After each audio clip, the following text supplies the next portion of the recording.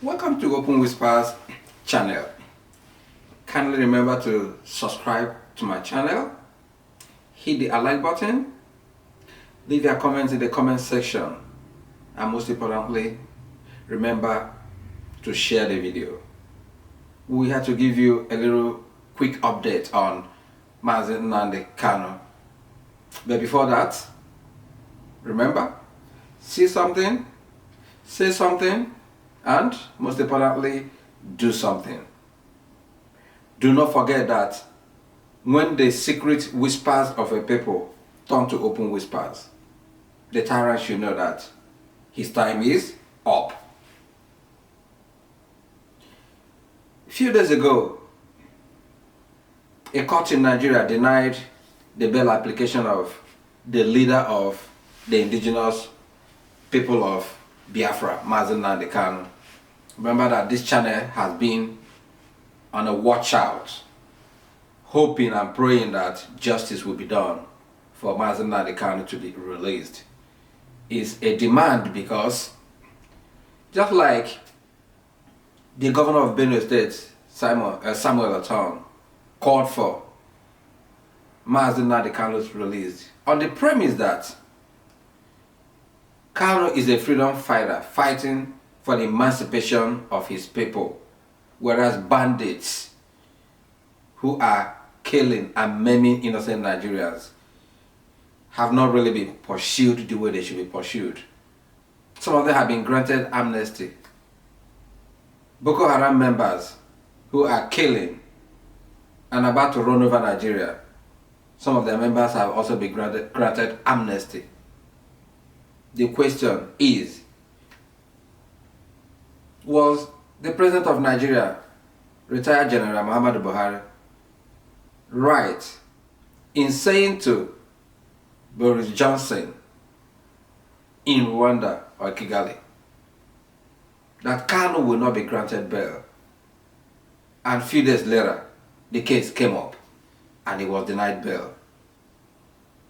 Has he not always said that he will not interfere in the judicial process in Nigeria, not to talk about the case of Nnamdi Kanu particularly?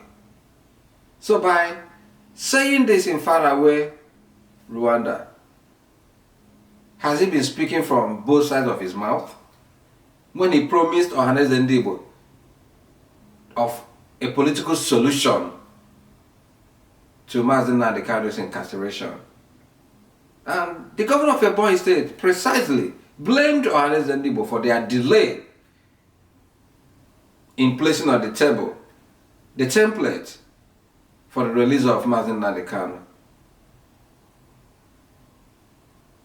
I am confused here, but I want you guys to help me to decide. Some of you, Cyril Eze, some of you that have always contributed, Williams, Aloy, and a lot of you that have always contributed in the comment section in dissecting and deliberating on the issues we've always raised on this channel.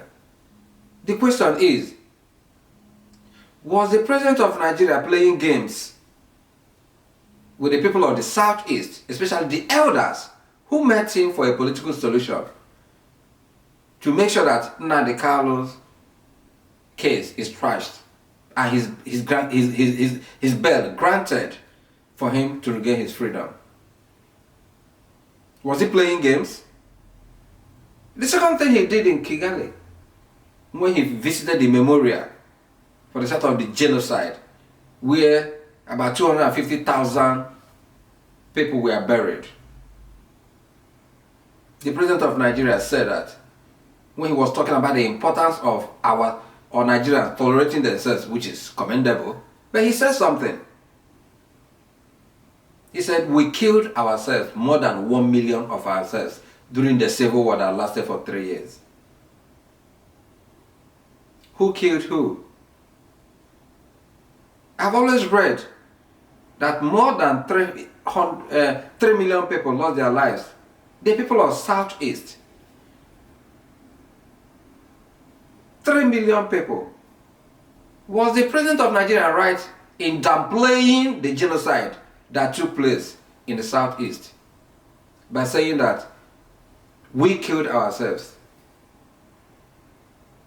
about 1 million people? Was he downplaying the tragedy that took place during the Civil War? I just want to know your thoughts. Let me know how you feel. He's saying that consistently that he will not interfere in the judicial process in the country. Promised that a political solution was not ruled out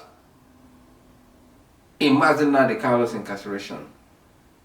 Then in faraway Rwanda, he said that he would not be granted bail, that he should answer for his vituperations while he was in Britain. Which one do we believe? Is he playing games with the people of the Southeast? Or is he saying, or the allegation that he hates the people of the Southeast? Is it true? Just let me know your thoughts and let me see how you feel, so that we can deliberate on this. This is Chris Digos in Open Whispers. Be well, do good work, and please do keep in touch. See something, say something, and most importantly, do something. Thank you, and God bless.